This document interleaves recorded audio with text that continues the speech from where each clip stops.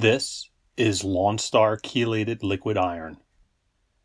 And if you've ever wondered how to get your lawn extra dark green or that bluish green color, this is what you need to do it. And in this video, I'm going to show you how, so stay tuned.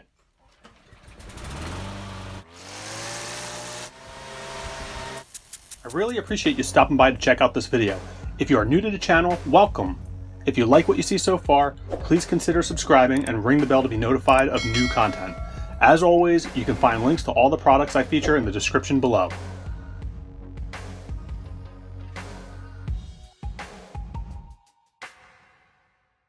Iron is an essential nutrient that plants need to survive.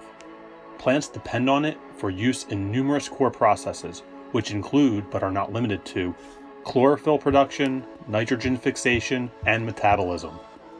Without an adequate supply of iron, your plants aren't able to perform vital functions properly.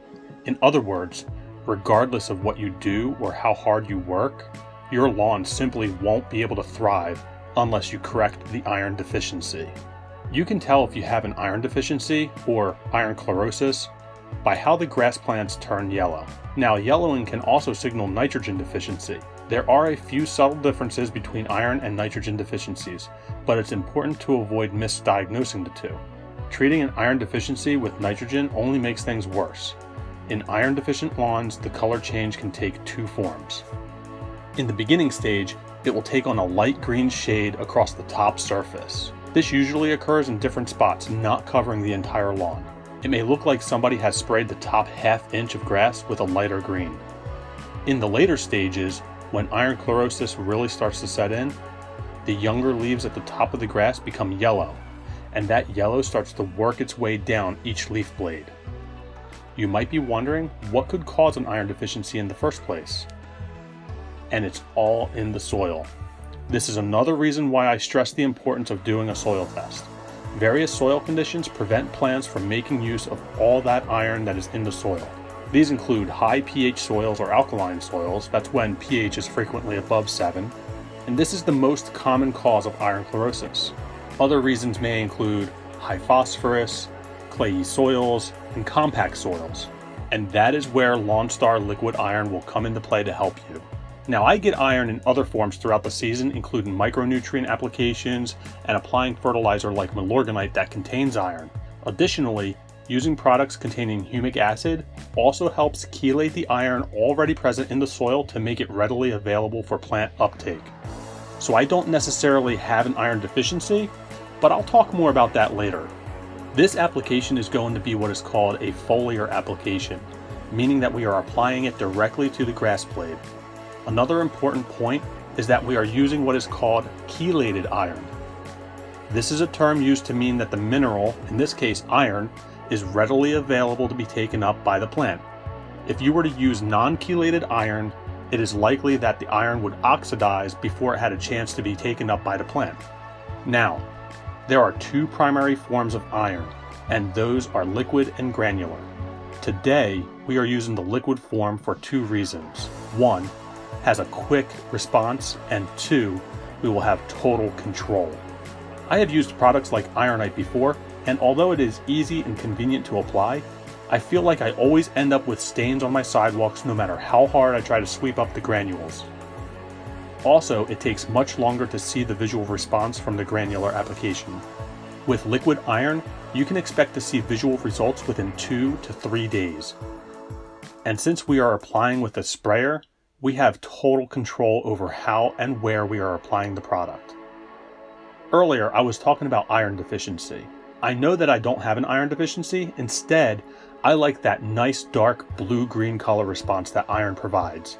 Now, this visual response from an iron application only lasts a few weeks, so I like to time it perfectly with special events.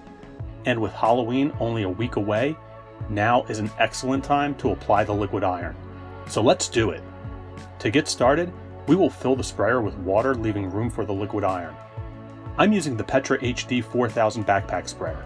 This sprayer holds 4 gallons and has a battery-powered pump so we can maintain consistent pressure and control for our application. If you would like to learn more about this sprayer, I'll leave a card above to an unboxing I did detailing the features of this unit. When adding the iron, it's important to keep your sprayer on a level surface. It is a good idea to place the sprayer on a towel in case the iron drips.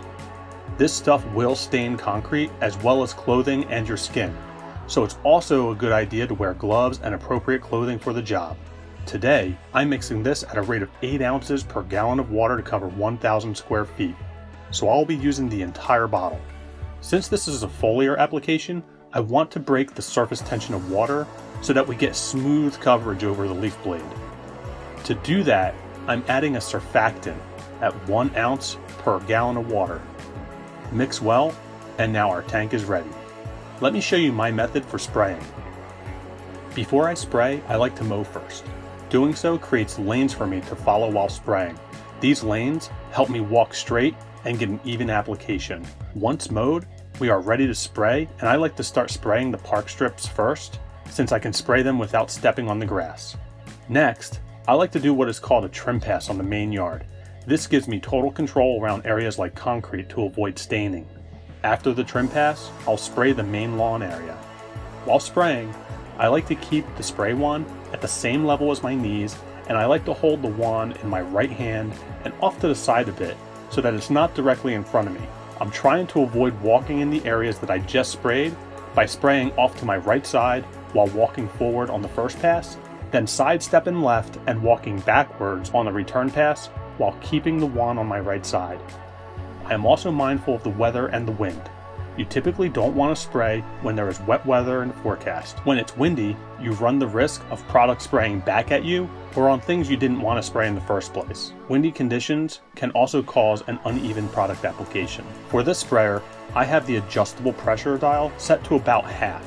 I calibrated that to my personal pace in the unboxing video of this unit. Once I'm finished, I like to take my shoes off before stepping on the concrete. This is to ensure that I don't leave iron footprints on the concrete. Then I'll clean up the sprayer and put it away. And in just a few days, this yard will really pop. Check back soon to see the results. I also post updates regularly on my Instagram account. You can follow me there under the handle @the_Lawngineer.